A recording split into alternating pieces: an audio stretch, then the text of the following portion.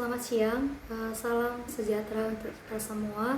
Shalom, Om Swastiastu, Namo Buddhaya, salam kebajikan.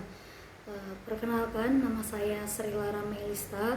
Saya dari Prodi S1 Manajemen dengan NIM 222517. Pertama-tama yang saya hormati adalah Bapak Saprudin selaku dosen seminar manajemen dan keuangan, dan saya hormati dan sayangi teman-teman sekalian. Di sini saya akan menjelaskan mengenai nilai tukar mata uang dan risiko hedging. Oke, baik. Apa sih nilai tukar mata uang? Nilai tukar mata uang atau exchange rate yaitu adalah harga sebuah mata uang yang dinyatakan dalam satuan mata uang lain, yaitu jumlah unit mata uang asing yang dapat diperoleh atau dibutuhkan untuk menukar satu unit mata uang domestik. Dari nilai tukar mata uang ada 3 aspek, yaitu kuotasi langsung, jumlah rupiah per satu unit mata uang asing, contohnya yaitu 15.800 per USD.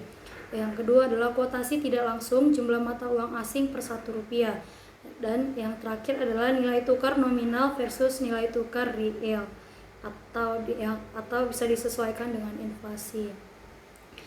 Adapun yaitu sistem nilai tukar. Sistem nilai tukar terbagi atas 3. Yang pertama yaitu fix atau tetap, floating atau mengambang bebas, dan manage float. Nah, fix ini adalah nilai tukar dipatok pada level tertentu oleh otoritas moneter terhadap mata uang acuan relatif stabil, namun butuh cadangan devisa besar. Floating adalah nilai tukar ditentukan murni oleh mekanisme pemerintahan dan penawaran di pasar valuta asing tanpa intervensi. Yang ketiga yaitu manage float yang mengembang terkendali. Kurs bergerak sesuai pasar, namun bank sentral dapat melakukan intervensi. Sistem ini dianut Indonesia sejak 1997. Baik, adapun faktor yang mempengaruhi nilai tukar yaitu adalah 1. Inflasi dan suku bunga. Yang kedua adalah stabilitas politik dan ekonomi. Yang ketiga ada intervensi bank sentral. Yang keempat ada neraca perdagangan. Yang kelima ada aliran modal asing. Yang keenam faktor eksternal global. Mengapa nilai tukar mata uang itu penting? Yang pertama adalah eksportir dan importir, menentukan daya saing harga produk di pasar internasional serta biaya bahan baku impor. Yang kedua adalah investor dan pasar modal, yaitu mempengaruhi imbal hasil investasi asing dan keputusan alokasi portofolio lintas negara.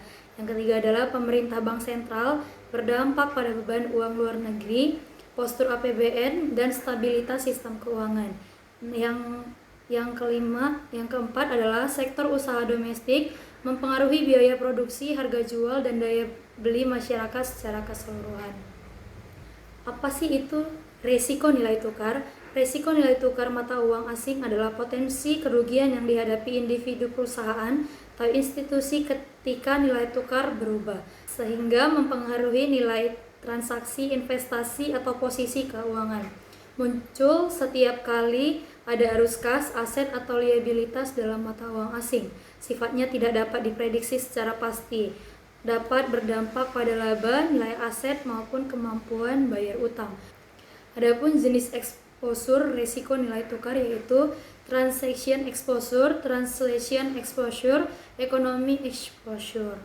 Baik, cara mengukur risiko nilai tukar yaitu value at risk atau VAR, sensitivity analysis, stress testing. Baik, saya akan menjelaskan. Value at risk adalah mengestimasi potensi kerugian maksimum dalam kondisi pasar normal pada periode tertentu dengan mempertimbangkan volatilitas dan exposure mata uang.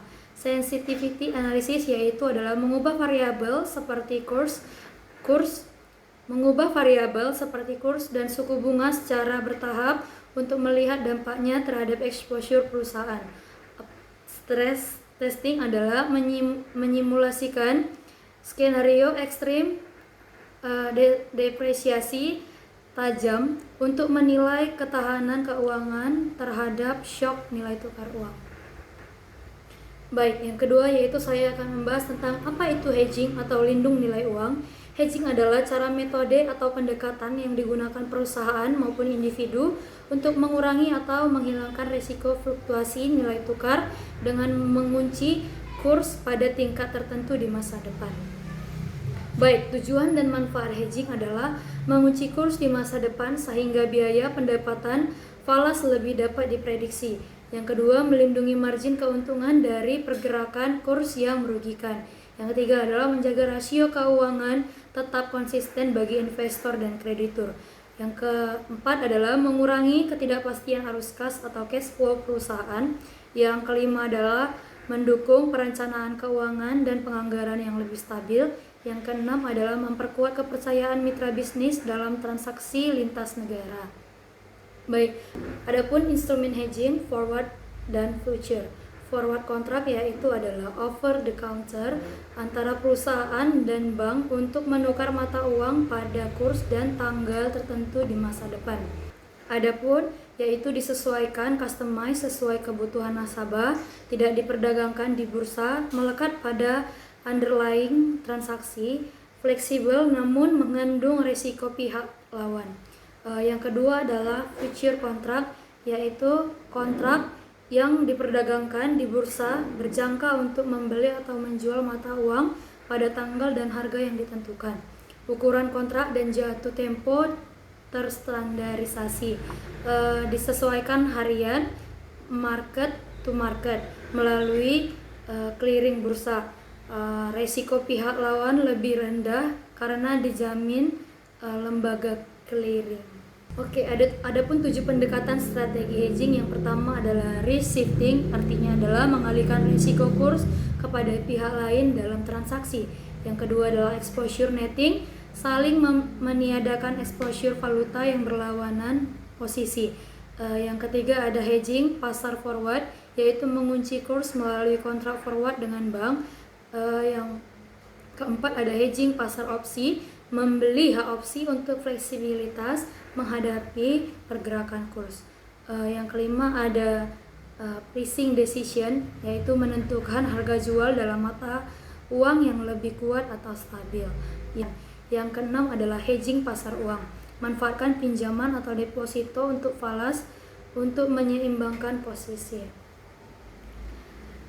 Adapun regulasi hedging di Indonesia yaitu pertama ada di Bank Indonesia, mengatur transaksi lindung nilai melalui kodifikasi peraturan transaksi valuta asing.